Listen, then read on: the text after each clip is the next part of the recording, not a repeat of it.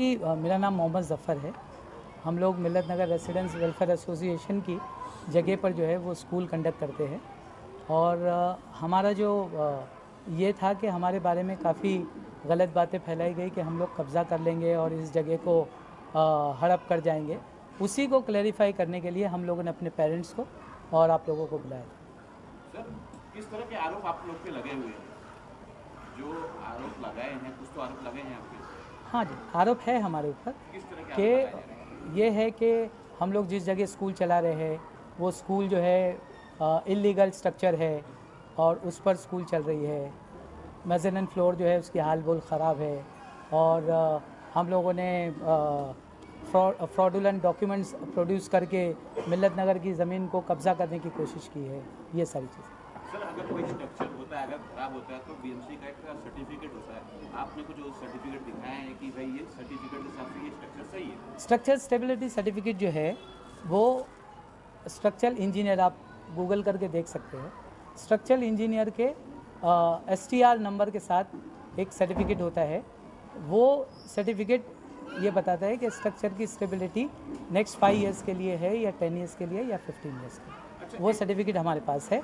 एक जो NOC का सर्टिफिकेट होता है, नो ऑब्जेक्शन सर्टिफिकेट, वो NOC की तरफ से हमको वो जगह के लिए नहीं मिला है। वो जगह अभी रेगुलराइज नहीं हुई। सर, एक विषय है जिसमें वीडियो वायरल हुआ था जो आप बता रहे थे कि स्ट्रक्चर खराब है, कहीं जंग लग गया है, वो क्या विषय है? आप उस बारे में विस्तार से बताइए। हाँ, मैंने बताया ना कि जो एक जिम के नीचे का एक हिस्सा है जिसमें वो जगह हम लोगों ने रिपेयर नहीं कर सके, वो जगह बाकी है। एक अच्छे से स्ट्रक्चरल ऑडिटर को बुला के स्ट्रक्चरल ऑडिट कराएंगे और वो जगह को जो है वो पूरी तरह से अच्छे से हम लोग बनाएंगे with the permission of association federation. ये जो स्ट्रक्चर जो जिस तरह का जंग लगा था वो जो है फेडरेशन का जिम्मेदारी बनती है क्या? नहीं, फेडरेशन के अंडर में जिम है, उनको रिक्वेस्ट करके हम लोग जो ज़रूर जो है वो स्ट्रक्चर को भी कंप्लीट करेंगे। इसी तरह का बात करें तो जिस तरह से आपने बताया कि आरोप लग रहे हैं आपके ऊपर, तो खुल के बताइए ना, आरोप कौन लगा रहा है आपको? मैं लगा रहा हूँ। मैं हाँ, आइए इधर, आइए इधर आइए, आइए इधर। एक और चेयर ले लो। कि जो मेज़ानिन फ्लोर पे स्कूल चल रही है, कम्प्लीटली मेज़ानिन फ्लोर पे चल रही है। जो इलीगल मेज़ानिन फ्लोर है, मिल्लत नगर जिम्नाजियम के ऊपर बना है, इलीगल है और मेज़ानिन है जो बिल्कुल वीक स्ट्रक्चर हो चुका है, जिसके ऊपर BMC का कोई भी BMC का NOC ऑफ द प्रीमाइसेस नहीं मिला है। जो अभी बन रहा है, एक मिनट मुझे बोलने दीजिए। जो एजुकेशन डिपार्टमेंट में जो BMC से जो देते हैं वो एक B20 101 पे दिखाया है। वो डॉक्यूमेंट को फ्रॉड करके वो जगह का सर्वे कराया है और वहां पे बच्चों को पढ़ाया जा रहा है और वो नीचे से बिल्कुल सड़ गया है। दीमक लग के वो किसी के भी अंडर में हो वो सड़ गया है। 5 साल से जफर भाई को और समद भाई गवाह है, सभी लोगों को बोला कि ये स्ट्रक्चर को सही करो, ये स्ट्रक्चर को सही नहीं किया गया है। और बच्चे वहां पे आप चल के अभी उसको कवर करिए, मैं जिम ओपन करता हूं, पूरा नीचे से सैग हो गया है। वहां पे अगर बच्चे गिर के मर जाएंगे तो उसका जिम्मेदार कौन होगा? फिर वही के फेडरेशन के अंडर में है, फेडरेशन को बनाना चाहिए, एसोसिएशन नहीं। यहाँ पे बच्चों का जान का प्रॉब्लम है। और जो NOC है, NOC आपको मैं वो NOC के डॉक्यूमेंट आपको मैं देता हूं, आप उसको प्रूफ करिए, आप उसको भेजिए कि जो BMC से NOC मिली है वो और जो एजुकेशन डिपार्टमेंट में जो NOC डाली है वो एक डिफरेंट है। आज मुझे पता चला कि यहाँ पे प्रेस कॉन्फ्रेंस है तो मैं खास करके यहाँ पे आया कि लोगों में ये गुमराही ना हो, ये ऑब्जेक्शन और जो मुद्दा है वो समझे, ये डाइवर्ट ना हो। यहाँ बच्चों का एजुकेशन का इश्यू है, बच्चों की सेफ्टी का इश्यू है। और दूसरी चीज ये है कि ये स्कूल रिकॉग्नाइज 4th स्टैंडर्ड तक है, ये स्कूल रिकॉग्नाइज 4th स्टैंडर्ड तक है। एक मिनट और ये 10th स्टैंडर्ड तक चल रहा है। एक बार इनके सवालात हो जाए तो फिर आप मुझको जवाब देना। इनके सब सवालात पूछ लीजिए। 4th स्टैंडर्ड तक है और वो 10th स्टैंडर्ड तक स्कूल चल रहा है। ये मेन इश्यू है बच्चों की सेफ्टी का और बच्चों की सिक्योरिटी का। और रिकॉग्निशन जो है वो सर्टिफिकेट हमारे पास है। फायर का ऑडिट हुआ है 2018 में फायर ब्रिगेड से, MCGM फायर ब्रिगेड से, उसका भी ऑडिट रिपोर्ट मेरे मोबाइल में हार्ड कॉपीज में ला नहीं पाए क्योंकि लास्ट मिनट पे मुझे पता चला है, तो मैं आ गया। मैं सोचा कि सारी चीज को क्लियर हो जाए। जी सर, और कुछ इनका और कुछ बस जो सवाल होगा आप मुझे पूछिएगा। सर ये स्कूल आपने बताया 4वीं तक है, 10वीं तक पढ़ा रहे हैं। एक अगर बच्चों के भविष्य को लेकर आगे आदमी अभी कर रहे हैं इनके तो हाँ उसमें प्रॉब्लम क्या है सर? बिना रिकग्निशन के आप पढ़ाओगे तो अगर 7वीं के बाद अगर बच्चे को चलो 10th में तो कोई और स्कूल से स्कूल सर्टिफिकेट बोर्ड से वो करा देते, बोर्ड में बिठा देते हॉल टिकट लेके। 7वीं के बाद बच्चा बाहर जाता है। जैसे मेरे पास एक लेटर है कि 7वीं के पास एक बच्चा 2015 में बाहर गया, उसके दादा ने कैसा लेटर लिखा है, मैं नहीं बोल रहा हूं, उसका दादा बोल रहा है।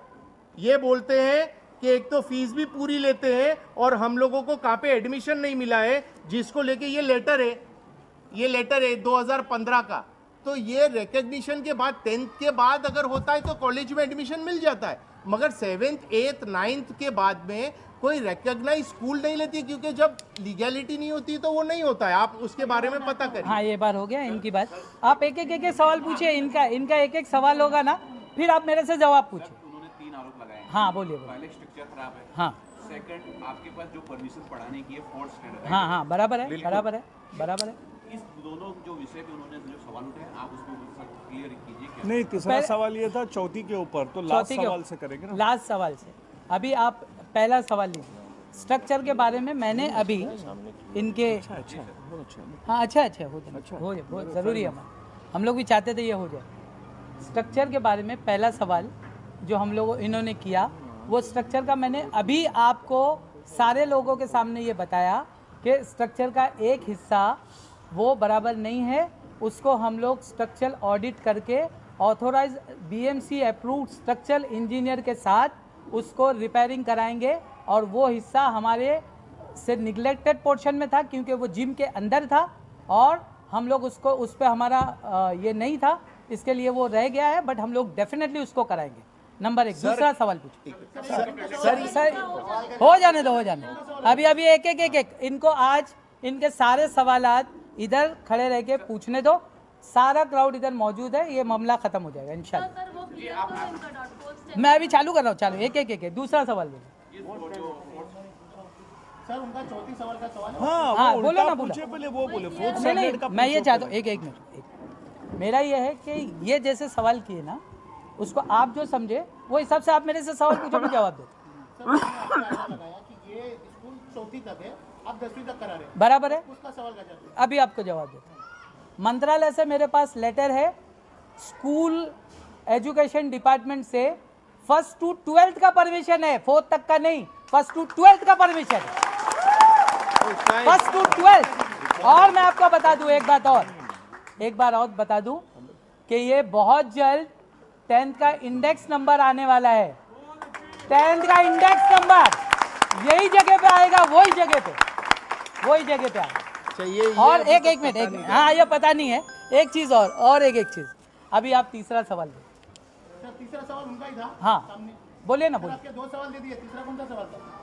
तीसरा कौन सा मैंने आपको एक मिनट हम लोग वो भी करेंगे। ये फायर ब्रिगेड का हाँ, एक मिनट। जो फायर ब्रिगेड का जो 2018 के अंदर जो सर्वे हुआ था, बराबर। तो फायर ब्रिगेड का जो सर्वे हुआ था, तो बीएमसी और फायर ब्रिगेड के बारे में क्या कहना है इनका? ये सुनिए मेरी बात।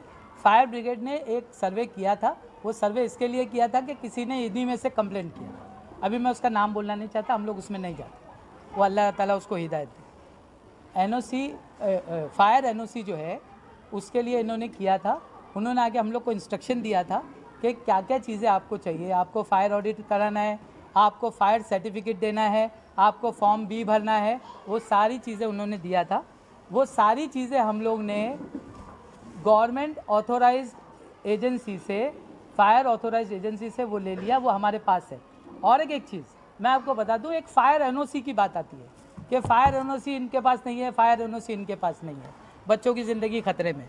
फायर एनओसी का जो आप अगर देखेंगे, अभी गूगल कीजिए, फायर एनओसी आपको उस वक्त मिलती है जबकि आपकी हाइट 15 मीटर्स होनी चाहिए। वो 15 मीटर्स पे जाएंगे, वो उधर फायर एनओसी का रिक्वायरमेंट होता है। उसके नीचे जो है वो आपको फायर लाइसेंस ऑथोराइज इससे ऑडिट कराना पड़ता है, और उसके हिसाब से आपको फायर एक्सटिंग्विशर लगाना पड़ता है, और आपको जो क्वांटिटी वो लोग डिसाइड करते हैं वो करना पड़ता है। वो उनकी डायरेक्शन के हिसाब से लगाया, कितने केजी का लगाना था, ABC का लगाना था, वो लगाया। उसके बाद उनकी ऑडिट कंप्लीट हुई, उनके हिसाब से पूरी चीज़ें कंप्लीट है। उन्होंने सर्टिफिकेट दिया कि ये आपकी ऑडिट कंप्लीट हुई, ये आपका सर्टिफिकेट। आप बोलिए और कुछ बोलिए, आप भी कुछ भी बोलिए, कोई भी सवाल नहीं। तीनों सवाल का जवाब दे दिया, चौथा कोई सवाल है? ये मतलब फायर डिपार्टमेंट का जो डॉक्यूमेंट है वो गलत है। जो बीएमसी ये ने रिकमेंडेशन जो दिया बीएमसी उन्होंने जो रिकमेंडेशन जो दिया, बीएमसी ने आके 7 डेज का स्पीकिंग ऑर्डर पास किया, 351 की नोटिस पास की, आके सब लोगों ने मेजरमेंट देख के जो पूरा जो वीक स्ट्रक्चर को दिखाया वो गलत है। आप लोग साथ में आके खुद उसको कवर करिए वीक स्ट्रक्चर को। वहां पे इतना वजन। एक मिनट, अभी इनका मेज़ानाइन फ्लोर का सवाल हो गया। मेज़ानाइन फ्लोर का सवाल हो गया। मेज़ानाइन फ्लोर बहुत कमज़ोर है, बहुत ये है, बहुत ये है। आप समझे? अभी एक महीना पहले एमपी गजानन कीर्तिकर का उधर शेड में था। सुनो, नहीं, अरे ऊपर था भाई, ऊपर फोटो है ना मेरे पास, इधर ही अब भी देता हूँ। नहीं, ये एसोसिएशन के प्रेसिडेंट उसको क्लियरिफाई करता हूँ। हाँ, नहीं, पहले मेरा क्लियर हो जाने देगा, मेरा क्लियर हो जाने दीजिए। पहले मेरा पूछ लीजिए, फिर इनको बोलने दीजिए। ये जो बोलेंगे ना, मैं पूरी तरह से इधर बैठ के इनके सारे सवाल के जवाब देने तैयार हूँ। एक देखिए, वो जो एमपी श्री गजानन कीर्तिकर का मेडिकल हेल्थ चेकअप हुआ था, उसमें नीचे शेड है, वो शेड में प्रोग्राम था, और ऊपर जो है वो सारे टेस्टिंग के कैंप लगे हुए। मेरे पास अभी मेरे मोबाइल में इधर फोटोज, वो एक वक्त में आई कैम्प, बीपी, ईसीजी, आंखों का चश्मा, ये सारी चीजें थी। उसमें एक वक्त में 200, 300 लोग ऊपर थे, 300 नीचे थे। एक साथ 700 ऊपर नहीं जा सकते थे, 300 ऊपर थे, 300 नीचे थे। वो हिसाब से जो है वो स्ट्रक्चर्स पे बना हुआ। और इधर मेरे सारे पेरेंट्स बैठे, ये लोग फ्रीक्वेंटली आते जाते हैं। इनको पूछे कभी जमीन दबी क्या उधर? ये सामने बैठे लाइव, ये लाइव देख के सब हो गया। ये लोग लाइव देखते हैं। इसमें से मैं आपको बोलता हूँ एक बात और मैं बोलता हूँ, एक बात सवाल मेन। हाँ, एक और सवाल मेन कीजिए। ये जो बीएमसी का जो एनओसी का सर्टिफिकेट है, हाँ, आजान मगर एक बहुत बड़े डिस्प्यूट को आप खत्म करके जाओगे। इसके लिए आप थोड़ा सा रुक जाओ, इनको जो भी अच्छा, ये सवाल ये बताइए कि जो एनओसी बीएमसी से मिली है, हाँ, स्ट्रक्चर की, B20-101 में फ्लैट नंबर 101 अल खैबर, बराबर, और जो एजुकेशन डिपार्टमेंट में एनओसी दी गई है, वो एनओसी फैब्रिकेटेड क्यों है? हाँ, मैं बताता हूं। एक सेकेंड।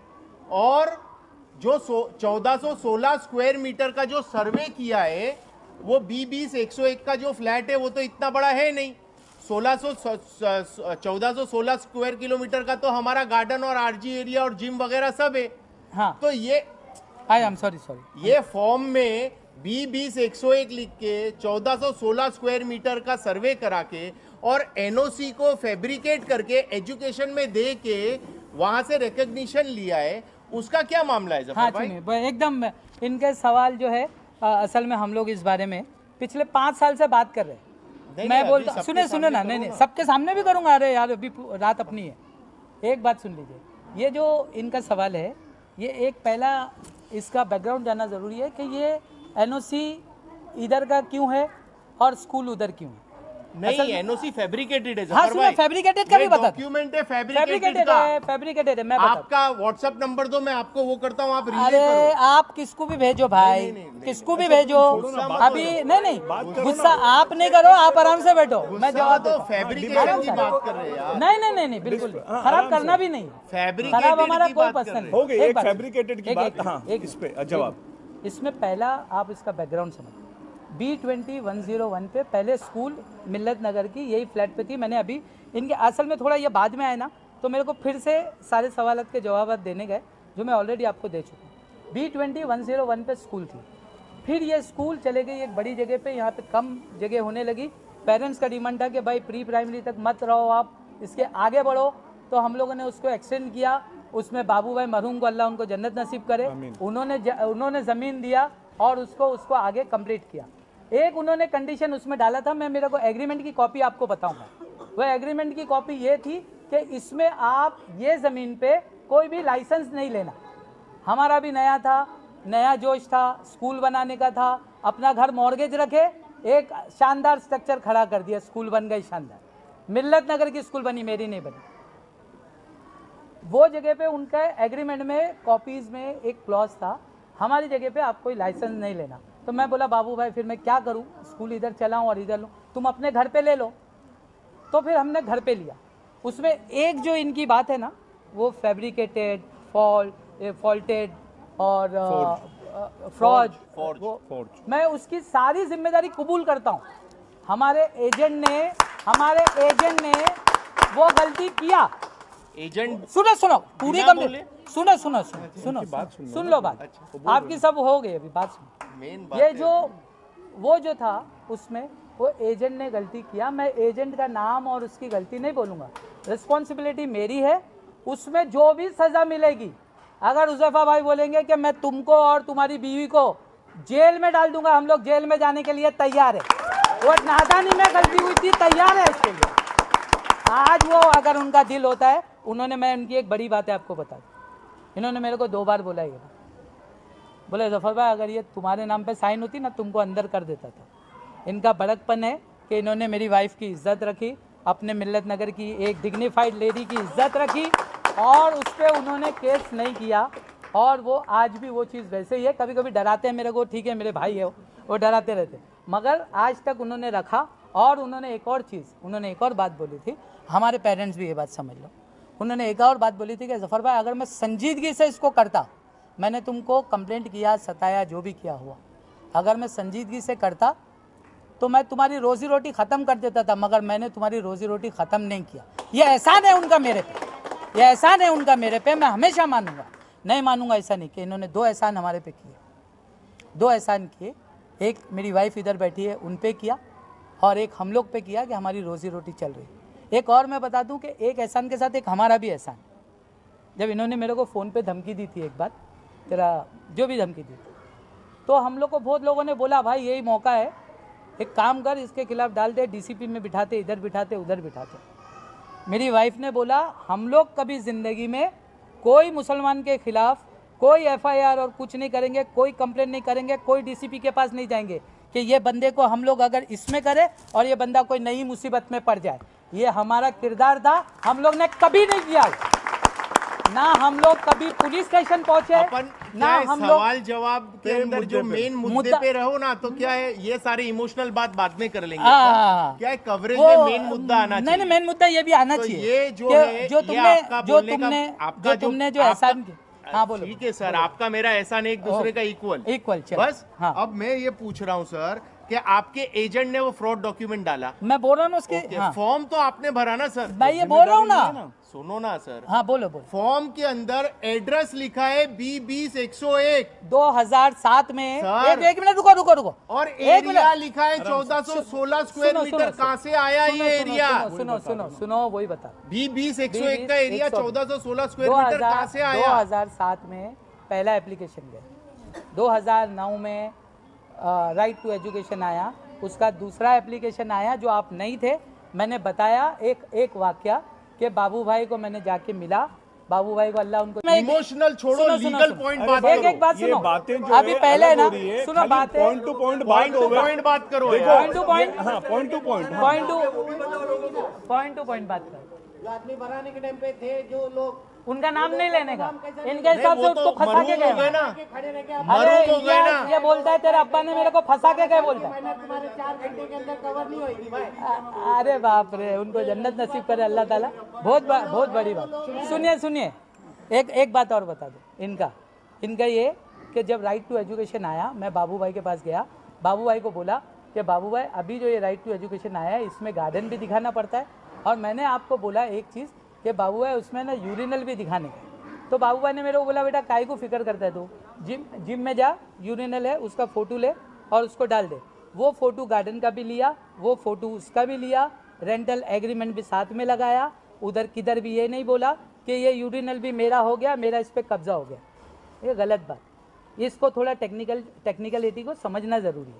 ये राइट टू एजुकेशन में आपको गार्डन चाहिए। अगर आपके पास मैदान नहीं है तो आपको बीएमसी का मैदान बताना है कि ये बीएमसी का मैदान है, ये आप उसको भी आप बता सकते हैं, और वह आपकी स्कूल से कितना दूर है ये भी। सर तो आपने उसमें लिखा है कि ये मिल्लत नगर का गार्डन है? मैंने उस पे B20-101 लिखा है? नहीं, आई एम सॉरी, उसको क्लियर कट हम लोग ने लिखा है।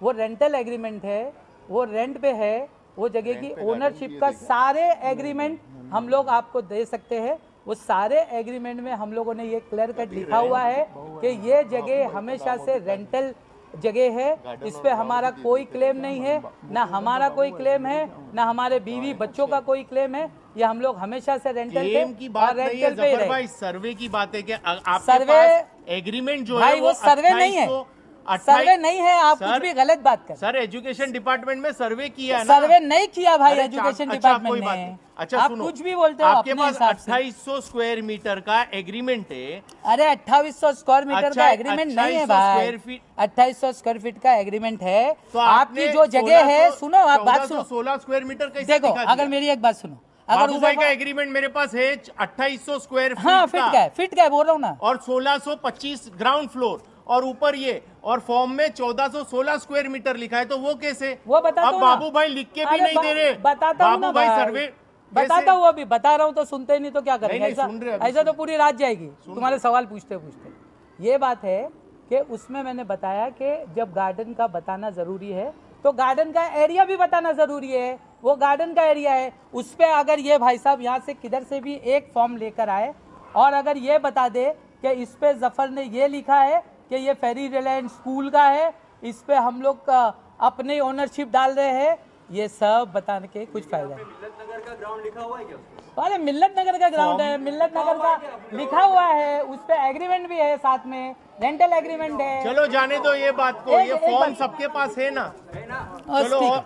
लास्ट सवाल, लास्ट हाँ, सवाल, लास्ट लास्ट सवाल, लास्ट इनका लास्ट लास्ट सवाल मेरा, आपका कितना रेंट बाकी है जफर भाई? अभी मैंने आपको बताया इनके आने से पहले सारे सवालों के जवाब में नहीं, मैं इत्तेफाक पूछ से- रहा हूँ, मैं नहीं नहीं पूछ सुन रहा लो हूँ सुन लो सुन लो, सारे इनके सवालों के जवाब इत्तेफाक से मैंने इनके आने से पहले दे दिया हूँ। वापिस दे दो हाँ वापस देता हूँ। कोविड के पहले तक, पानी तो।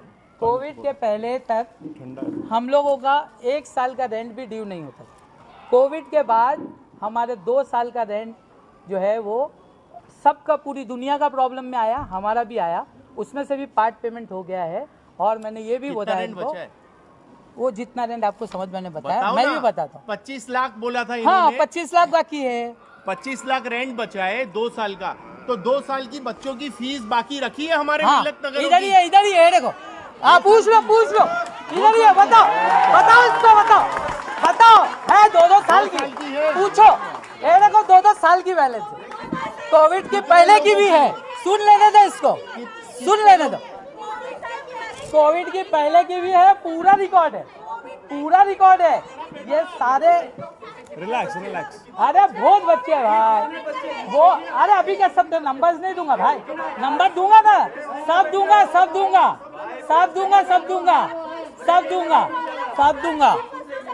अभी आप पूछो प्रॉब्लम, आप सवाल पूछ लो, आराम से सवाल पूछो। हाँ। सबसे पहले आराम से पूछने दो, पूछो बोलो जी, खड़े होकर हाँ। पूछो, आप भी कैमरा में आ जाओ। हमको स्कूल से कोई प्रॉब्लम नहीं है, मिल्लत ताली बजाओ, ताली सबसे पहले ताली बजाओ, स्कूल से कोई प्रॉब्लम नहीं। आप फिर बोलो, हमारी आगे बात बोलो, सुनो। आगे बोल रहे। हमने लेटर ऑफ इंटेंशन फेडरेशन ने ऑलरेडी सर्कुलेट किया है। वो लेटर ऑफ इंटेंशन में कि हमें लीगल स्ट्रक्चर बच्चों के लिए जो जान का जोखिम है वो नहीं होगा, लीगल रिकॉग्नाइज स्कूल मिल्लत नगर फेडरेशन मिल्लत नगर के नाम पे चलाएगी बे इंशाल्लाह चलाएगी भाई, इंशाल्लाह मिल्लत नगर के नाम पे इंशाल्लाह चलाएगी। कि वहाँ पे सर्वे, वहाँ पे कोई भी सर्वे, हाँ? कोई भी चीज जो भी हो मिल्लत नगर का होगा। मिल्लत नगर के हर बच्चे को, हाँ मिल्लत नगर के हर बच्चे को, मिल्लत नगर के हर बच्चे को जैसे जिम में डिस्काउंट मिलता है वैसे डिस्काउंट मिलेगा।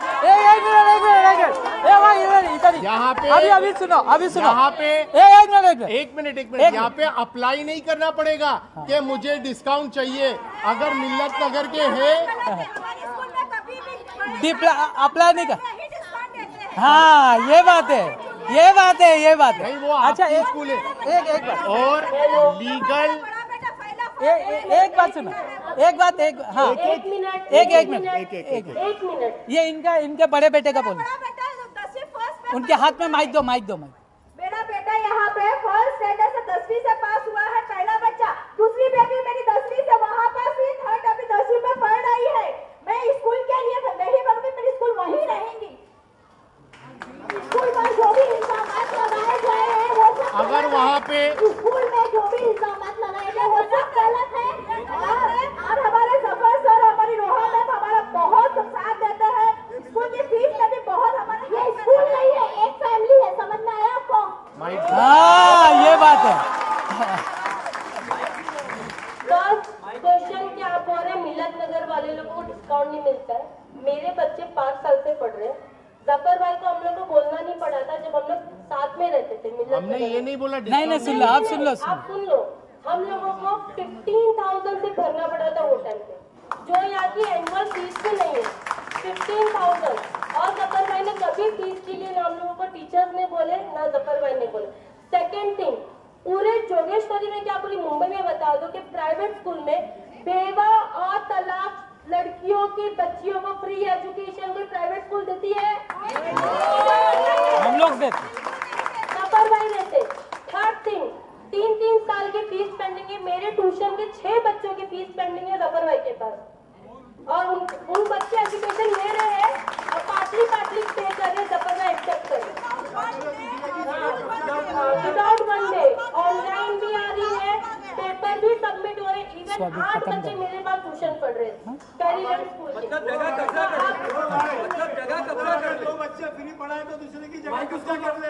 1 मिनट, यहाँ कोई कब्जा करने की बात नहीं है। हाँ बोल। हम सभी लोगों से एक बात कहना चाहते हैं कि हम एजुकेशन के खिलाफ नहीं है। हम खुद हमने पूरी पढ़ाई की है अल्हम्दुलिल्लाह। हमारे माँ बापों ने जहां से लाना चाहा जैसे भी पढ़ाया। ये फेडरेशन का इंटेंशन है कि यहाँ पे रिकॉग्नाइज्ड लीगल स्ट्रक्चर के ऊपर मिल्लत नगर की स्कूल आए, क्योंकि यहाँ पे इलीगल जो पुअर स्ट्रक्चर है अगर कभी गिरेगा तो उसके हादसे के जिम्मेदार कौन होगा? मैं ये इम्पोर्टेंट है। दूसरी एक चीज ये है कि ये रेट के अंदर बहुत सी स्कूल आसपास के इलाकों के अंदर है। हमारे पास कुछ लोग ऐसे भी है जो बहुत खुश है, ये बहुत अच्छी बात है माशाल्लाह, और कुछ लोग हमारे पास ऐसे भी है जो बहुत नाराज है। 2 महीने की फीस नहीं देने की वजह से आनंद नगर के अंदर एक बच्चा है जिसको 10th का रिजल्ट तक नहीं मिला है। जरा बोलो, इसको दे दो माइक दो। महक वो भी एक मामला है, वो भी एक मामला है, और भी सारे मामले। ओवरऑल जो भी मुद्दे हैं वो बच्चों की सिक्योरिटी, बच्चों की क्वालिटी ऑफ एजुकेशन, और जो गलत सर्वे 1416 स्क्वायर मीटर डिपार्टमेंट के अंदर जो दिया है, कुछ नहीं सर्वे वगैरह, जो एजुकेशन डिपार्टमेंट के अंदर कोई भी स्कूल को इलीगल मेजनिन फ्लोर पे पढ़ाने का परमिशन नहीं मिल सकता। आप एजुकेशन डिपार्टमेंट से ये पता कर लीजिए।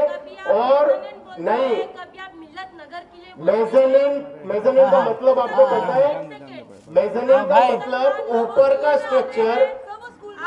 ये लो भाई, यह मुसलमान हिंदू का सवाल नहीं है, यह बच्चे का सवाल है।